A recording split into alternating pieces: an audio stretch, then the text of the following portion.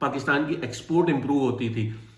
آج استنبول میں جب ہم ان گلیوں میں گھوم رہے ہوتے ہیں، وہ سارے سووینئرز کو دیکھتے ہیں تو بڑا افسوس ہوتا ہے کہ ہمارے ملک کی رونقیں ختم ہو گئی. ہمارے ملک کی وہ رونقیں کہاں چلی گئیں؟ کن پالیسیز نے ان کو کھا لیا؟ کس نے بنائی تھی وہ پالیسیز؟ السلام علیکم، ویلکم ٹو 2023. آج پہلا ورکنگ ڈے ہے 2023 کا. اس نئے سال کی شروعات ہمیں نئے جذبے سے کرنی ہے، نئے ٹارگٹ سیٹ کرنے ہیں، نئے مائلسٹون ڈیفائن کرنے ہیں، کچھ نئی پلاننگز کرنی ہے. جہاں ہم اپنے ٹارگٹ سیٹ کر رہے ہیں، جہاں ہم اپنی پلاننگ کر رہے ہیں، وہاں اکارڈنگلی پیرالل گورنمنٹ بھی اپنی پالیسیز بنا رہی ہیں، اپنی پلاننگ کر رہی ہیں. یہاں ٹرکی میں بھی کچھ نئی پالیسیز بنائی ہیں 2023 کے لیے، جس میں لوگوں کی سیلریز میں 55% کا انکریمنٹ کر دیا گیا ہے. سیلریز کی انکریمنٹ کے ساتھ کرائے بھی بڑھا دیے گئے ہیں، اور پالیسیز جو سٹیزن شپ کے لیے ہوتی تھیں وہ بھی اور زیادہ ٹف کر دی گئی ہیں. نئی سٹیزن شپ کی پالیسیز کے اندر کوئی ایسی نئی چیز نہیں ہے جو پہلے موجود نہیں تھی. لوگ اس کو بہت بڑا چڑھا کے بتا رہے ہیں.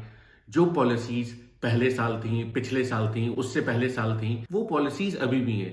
گریجولی وقتاً فوقتاً ان کے پرائز میں چینج آیا، ان کی قیمت میں اضافہ ہوا. پہلے سٹیزن شپ $250,000 میں تھی، وہ بڑھا کے $4 کی کر دی گئی. اب $4 کے اندر آپ ملٹیپل پراپرٹیز پرچیز کر سکتے تھے، لیکن اب آپ صرف $4 کے اندر ایک ہی پراپرٹی پرچیز کر سکتے ہیں، یا پھر آپ جتنی بھی پراپرٹیز پرچیز کر رہے ہیں اس کا سنگل ٹاپو ہونا چاہیے. یہ مین ڈفرنس ہے نئی پالیسی کے اندر فار سٹیزن شپ. باقی اس کے جتنے پوائنٹس ہیں اس پہ میں ایک ڈیٹیل ویڈیو بناؤں گا اور انشاءاللہ آپ کے ساتھ شیئر کریں گے. تو سٹیزن شپ کے لیے جو بھی پالیسیز بنی ہیں اس میں صرف ایک پالیسی کا ڈفرنس ہے، باقی ساری پالیسیز وہی ہیں جو پہلے تھیں.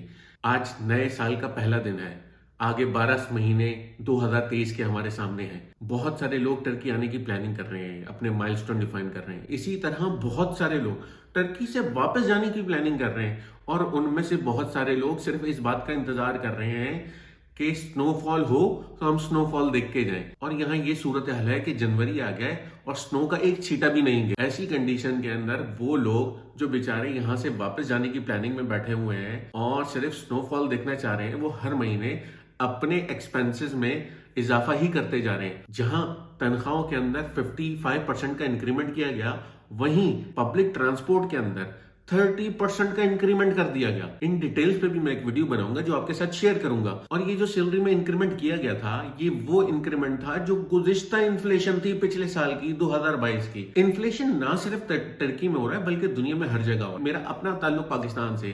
ہمارے لوگ بڑے پریشان ہیں، بہت مشکلات کا سامنا کر رہے ہیں. جب دنیا میں لوگ انفلیشن سے پریشان ہیں، ہمارے ملک پاکستان کے اندر سیاسی عدم استحکام کی صورتحال ہے. ایسے میں نہ تو کوئی انویسٹر پاکستان میں انویسٹمنٹ کرے گا اور نہ ہی کوئی فورن ریمیٹنسز بھیجے گا. ایسی صورتحال میں ہمارے ملک پاکستان کے بااثر اقتدار لوگوں کو یہ چاہیے کہ وہ ایسی پالیسیز بنائیں جو عوام کی فیور میں جائیں، عوام کو فیسیلیٹیٹ کریں. ڈیفینیٹلی جب عوام فیسیلیٹیٹ ہوگی، عوام گرو کرے گا تو ملک گرو کرے گا، ملک ترقی کرے گا. اور جب ملک ترقی کرے گا تو ملک کی معیشت بہتر ہوگی، ملک عدم استحکام کی صورتحال سے باہر نکل جائے گا. ہمارے ملک کے پہیے کو چلانے کے لیے ضروری ہے کہ اس کا اکانومی کا پہیہ چلتا رہے.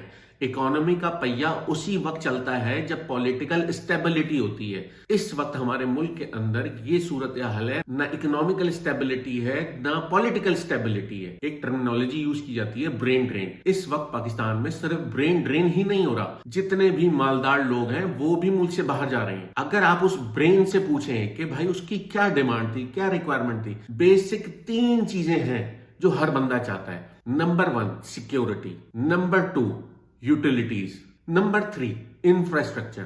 یہ جو فرسٹ ورلڈ کنٹریز میں ہمارے ملک سے لوگ جا رہے ہیں، یہ فرسٹ آف آل سیکیورٹی کے لیے جا رہے ہیں کہ ایٹ لیسٹ وہ اپنی فیملیز کے ساتھ اگر باہر نکلیں، اپنی فیملیز کے ساتھ اپنے بچوں کو ایک اچھے ماحول میں تربیت دیں جہاں ان کو سیکیورٹی کا ایشو نہ ہو. تو بھائی بہت ضروری ہے کہ ایسی پالیسیز بنے ملک کے اندر. کوئی بھی بندہ اپنا ملک چھوڑ کے نہیں جانا چاہتا.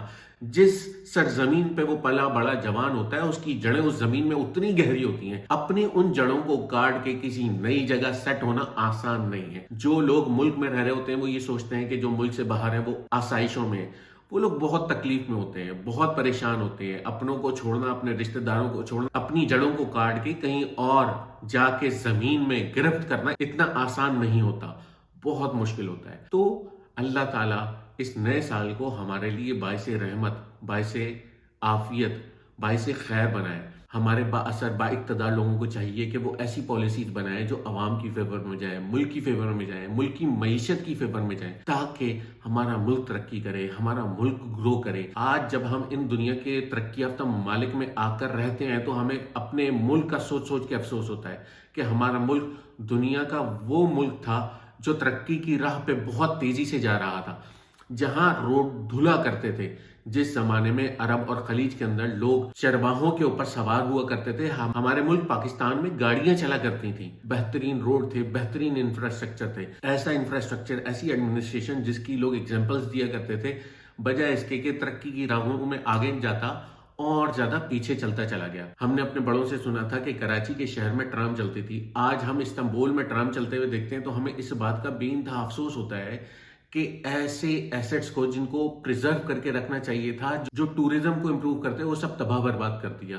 آج ہم یہاں استنبول کی گلیوں میں نکلتے ہیں، گھومتے ہیں، پھرتے ہیں تو ہمیں زیبونیسا اسٹریٹ یاد آتا ہے، جہاں ہم نے اپنی آنکھوں سے دیکھا تھا کہ دنیا سے لوگ آتے تھے، گھومتے تھے، سووینئرز لے کے جاتے تھے، پاکستان کی ایکسپورٹ امپروو ہوتی تھی۔ آج استنبول میں جب ہم ان گلیوں میں گھوم رہے ہوتے ہیں، وہ سارے سووینئرز کو دیکھتے ہیں تو بڑا افسوس ہوتا ہے کہ ہمارے ملک کی رونقیں ختم ہو گئی، ہمارے ملک کی وہ رونقیں کہاں چلی گئیں، کن پالیسیز نے ان کو کھا لیا، کس نے بنائی تھی وہ پالیسیز۔ آج ہمارا یہ سوال ہے اپنے ملک کے با اثر با اقتدار لوگوں سے، ملک پاکستان کے با اثر با اقتدار لوگوں سے، کہ کہاں گئے، کہاں ہیں وہ لوگ جن لوگوں نے یہ پالیسیز بنائی جو ہمارے ملک کے رونقوں کو کھا گئی، جو ہمارے ملک کی خوبصورتی کو کھا گئے، جو ہمارے ملک کی اکانومی کو کھا گئے۔ اور کیوں ایسا سسٹم نہیں بنایا جاتا جو ہمارے ملک کو ترقی کی راہوں پہ واپس لے کے آئے؟ کیوں نہیں بنانے دیا جاتا ایسا سسٹم جو ہمارے ملک کو گروتھ دے؟ آج ہر بندہ یہ سوال کرتا ہے کہ کہاں گئے وہ لوگ جن لوگوں نے یہ پالیسیز بنائی تھیں جن کی وجہ سے ہمارا ملک تباہ ہو گیا، ہمارے ملک پاکستان کی اکانومی تباہ ہو گئی۔ کوئی بھی انسان ملک چھوڑ کے باہر نہیں جانا چاہتا۔ بیسک 3 ضروریات ہیں ہر انسان کی۔ Number 1 security, number 2 utilities, number 3 infrastructure. اگر یہ آپ پراپرلی اس ملک کو پرووائڈ کر سکتے ہیں تو کیوں برین ڈرین ہوگا، کیوں عمرہ دنیا کے دوسرے کنٹریز کی نیشنلٹی لیں گے؟ ہم یہ چاہتے ہیں کہ ہمارا ملک ترقی کرے۔ اب میری دعا ہے میرے رب سے کہ میرے ملک میں ایسے لوگ آئیں، ایسے با اثر لوگ آئیں، ایسے با اقتدار لوگ آئیں جو میرے ملک کے لیے بہترین پالیسیز بنائیں، جس سے میرے ملک کی اکانومی بہتر ہو، جس سے میرے ملک پاکستان کے اندر خوشحالی آئے، جس سے میرے ملک میں ترقی ہو اور ہمارا ملک ترقی کی راہوں پہ آگے چلتا چلا جائے۔ آمین۔ اور امید کرتے ہیں کہ یہ سال آپ کے لیے اور ہمارے لیے باعث عافیت ہوگا، باعث خیر ہوگا۔ اپنی دعاؤں میں یاد رکھیں۔ السلام علیکم۔